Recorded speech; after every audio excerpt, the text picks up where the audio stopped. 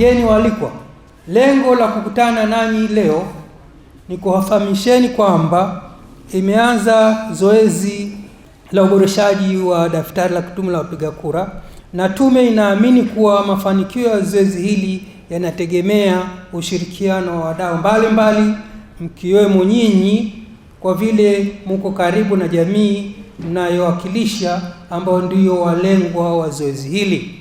Tume pia inatambua kuwa wadau wa uchaguzi, mkiwamo nyinyi, viongozi wa vyama vya siasa, viongozi wa dini, wawakilishi wa asasi za kiraia, wawakilishi wa makundi maalum ya watu wenye ulemavu, vijana, wanawake na wanahabari, mna nafasi kubwa katika kuleta mabadiliko chanya na mwamko wa kimaendeleo katika jamii zetu. Tumeshuhudia mchango wenu mkubwa katika kupambana na changamoto mbalimbali kama vile uwepo wa mila potofu katika jamii, hasa zile zinazozuia ushiriki wa baadhi ya makundi ya watu, hususan watu wenye ulemavu na wanawake katika shughuli mbalimbali za kimaendeleo, kijamii na siasa. Wote tunafahamu kuwa nchi yetu ipo katika maandalizi ya uchaguzi mkuu wa mwaka 2020. Katika maandalizi hayo, tume chini ya ibara ya 74 ibara ndogo ya 6 ya Katiba ya Jamhuri ya Muungano wa Tanzania mwaka 1977 imepewa mamlaka ya kutekeleza majukumu mbalimbali ya msingi, ikiwa ni pamoja na kusimamia na kuratibu uandikishaji wa wapiga kura katika uchaguzi wa rais na wabunge katika Jamhuri ya Muungano wa Tanzania na uchaguzi wa madiwani kwa Tanzania bara. Kifungu cha 15 kifungu kidogo cha 5 cha Sheria ya Taifa ya Uchaguzi sura ya 343 na kifungu cha 21(5) cha Sheria ya Uchaguzi ya Serikali za Mitaa sura ya 292, tume inapaswa kuboresha daftari la kudumu la wapiga kura mara 2 kati ya uchaguzi mkuu mmoja na uchaguzi mkuu mwingine unaofuatia. Napenda kuwataarifu kuwa tume imeanza uboreshaji wa daftari baada ya kukamilika kwa maandalizi yote muhimu. Baadhi ya maandalizi ambayo yalifanyika kabla ya kuanza kwa zoezi hili ni pamoja na uhakiki wa vituo vya kujiandikisha, uandikishaji wa majaribio, maandishi ya vifaa vya uboreshaji wa daftari, mkakati wa elimu ya mpiga kura na kadhalika. Wageni waalikwa, kwa awamu ya kwanza, tume imeanza kufanya uboreshaji wa daftari la kudumu la wapiga kura katika mikoa ya Kilimanjaro na Arusha, ambako zoezi hilo lilianza tarehe 18 Julai mwaka huu na kukamilika Julai 24 mwaka huu. Pia zoezi hili linaendelea katika mikoa ya Manyara, Simiyu, halmashauri 4 za mkoa wa Mara tarehe 31 Julai mwaka huu na litakamilika tarehe 6 Agosti mwaka huu. Uboreshaji utaendelea katika maeneo mengine ya Tanzania kwa mujibu wa ratiba iliyotolewa na tume. Uboreshaji huu utafanyika kwa kutumia teknolojia ya kielektroniki ya biometric, yani BVR. Teknolojia hii huchukua taarifa za mtu za kibiolojia na kuzihifadhi katika kanzi data, yani database, kwa ajili ya utambuzi, na ndiyo iliyotumika kuandikisha wapiga kura mwaka 2015. Uandikishaji wa mwaka 2015 ulihusisha wapiga kura wote, ikiwa ni pamoja na waliokuwa wameandikishwa awali. Wote hawa ilibidi waende vituoni kujiandikisha na kupewa kadi mpya, kwani tume ilikuwa inabadilisha teknolojia ya uandikishaji. Uboreshaji safari hii hautahusisha wapiga kura wote walioandikishwa kwenye daftari la kudumu la wapiga kura mwaka 2015. Uboreshaji huu utawahusu wapiga kura wapya ambao wametimiza umri wa miaka 18 na wale ambao watatimiza umri wa miaka 18 siku ya uchaguzi mkuu wa mwaka 2020. Pia utahusisha wale ambao wamehama kutoka maeneo yao ya awali na kuhamia maeneo mengine ya uchaguzi, na wale ambao kadi zao zimeharibika au kupotea, na wale ambao wanatakiwa kufutwa kwenye daftari baada ya kupoteza sifa kama vile waliofariki. Ni muhimu watu wenye sifa za kujiandikisha wakajitokeza kwa wingi ili kuboresha taarifa zao wakati huu.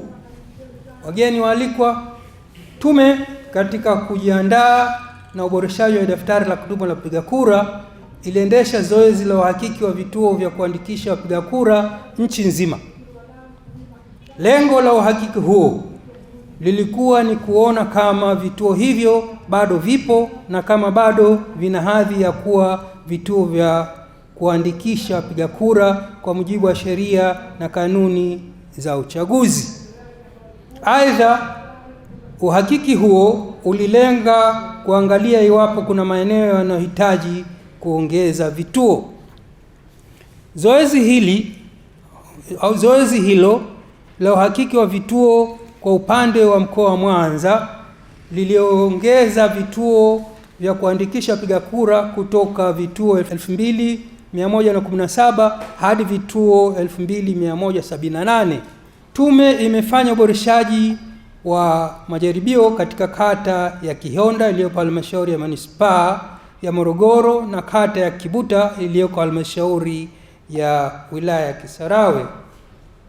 Uboreshaji huu wa majaribio ulilenga kutoa picha halisi ya uwezo wa vipuri vipya vilivyofungwa katika BVR kits na mfumo wa uandikishaji wa wapiga kura ambao utatumika katika zoezi rasmi la uboreshaji wa daftari la kudumu la wapiga kura. Wageni waalikwa, uboreshaji huu wa majaribio umefanyika kwa mafanikio ambapo wananchi waliojitokeza kwa wingi kwa upande wa vipuri na mfumo vimeonyesha mafanikio makubwa, hasa upande wa betri mpya za BVR kits zimeonyesha uwezo wa kuhifadhi umeme kwa muda mrefu na hivyo kuweza kukabiliana na changamoto ya nishati ya umeme katika baadhi ya maeneo ambayo hayana miundombinu hiyo. Pamoja na mafanikio hayo, kulikuwepo na changamoto ndogo ndogo ya wapiga kura kutokuwa na uhakika wa kukumbuka majina yao wanapokuja kurekebisha taarifa zao, na hivyo kuchukua muda mrefu kituoni kutafuta majina yao kwa usahihi. Changamoto nyingine ambayo imejitokeza ni kuwepo kwa idadi kubwa ya wapiga kura waliopoteza kadi zao.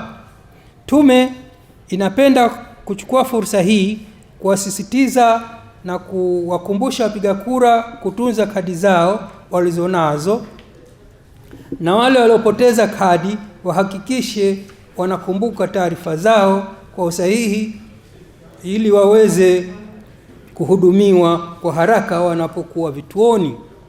Pia kwa mujibu wa kifungu cha 11 kifungu kidogo cha kwanza cha Sheria ya Taifa ya Uchaguzi sura 343 na kifungu cha 16 kifungu kidogo cha kwanza cha Sheria ya Uchaguzi Serikali za Mitaa sura 292, mtu atakosa sifa za kuandikishwa kuwa mpiga kura kwa sababu zifuatazo: 1, si raia wa Tanzania; 2, ana utii wa nchi nyingine; 3, amethibitika kuwa na ugonjwa wa akili; 4, amehukumiwa adhabu ya kifo; anatumikia kifungo cha zaidi ya miezi 6; amezuiliwa kujiandikisha kuwa mpiga kura na sheria za uchaguzi au sheria nyingine kwa makosa yanayohusiana na uchaguzi; na mwisho ni yule ambaye atakuwa hajatimiza umri wa miaka 18 ifikapo siku ya uchaguzi mkuu.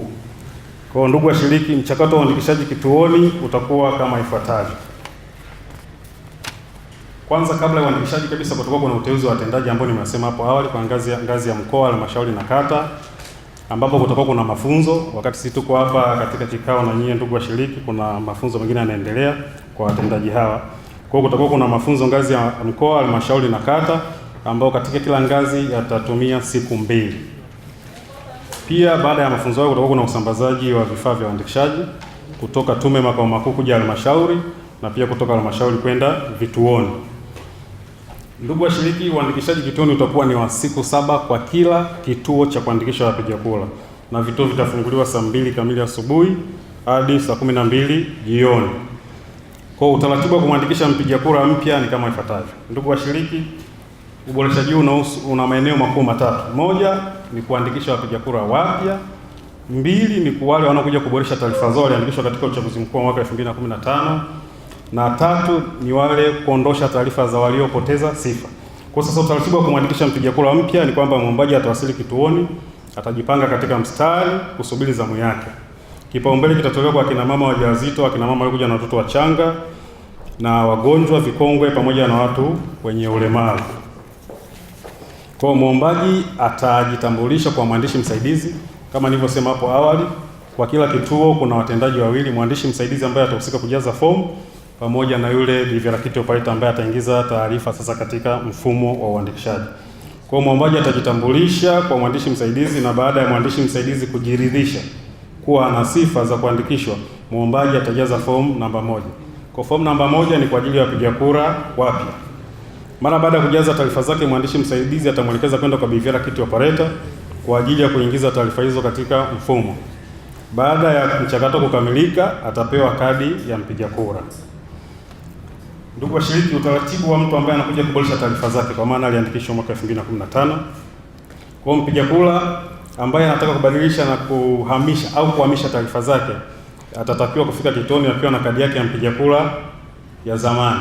Na pia kama ana, tutatumia kumtafuta kwa kutumia majina na taarifa nyingine ambazo ataombwa hapo kituoni. Kwa kadi hiyo kama anayo, itasaidia kupata taarifa zake kwa urahisi, na kama nilivyosema, kama hana, tutatumia means nyingine katika kumtafuta katika mfumo. Kwa mpiga kura ambaye hatakuwa na kadi yake awali, taarifa zake zitatafuta ndani ya mfumo. Endapo taarifa zake hazikupatikana, basi mpiga kura huyo ataandikishwa upya kwa kujaza fomu namba 1. Na zoezi la uchukuaji wa alama za vidole, picha, saini litaendelea, na atapatiwa kadi ya mpiga kura kama mwingine. Kwa mpiga kura aliyepoteza kadi yake au mwenye kadi iliyoharibika atajaza fomu namba 5A. Kwa ndugu washiriki, mpiga kura mpya atajaza fomu namba 1, anayekuja kurekebisha taarifa atajaza fomu namba 5A. Na pia ataipeleka kwa bivirakiti operator, ambayo baada ya kuingiza taarifa zake katika mfumo, uchapishaji wa kadi ya mpiga kura utafanyika na atapatiwa kadi yake. Ndugu washiriki, sasa naomba nieleze juu ya mtu ambaye atakataliwa kuandikishwa kituoni kwa kuwa hana sifa. Kwa mujibu wa kanuni ya 19 na 22 ya kanuni za uboreshaji wa daftari la kudumu la wapiga kura chini ya sheria ya taifa ya uchaguzi sura 343 na sheria ya uchaguzi wa serikali za mitaa sura 292, utaratibu wa kutomwandikisha mwombaji asiye na sifa ni kama ifuatavyo. Kwa hiyo akifika kwa mwandishi msaidizi pale kituoni, mwandishi msaidizi, iwapo atajiridhisha kuwa mwombaji hana sifa ya kuandikishwa, atakataa kumwandikisha.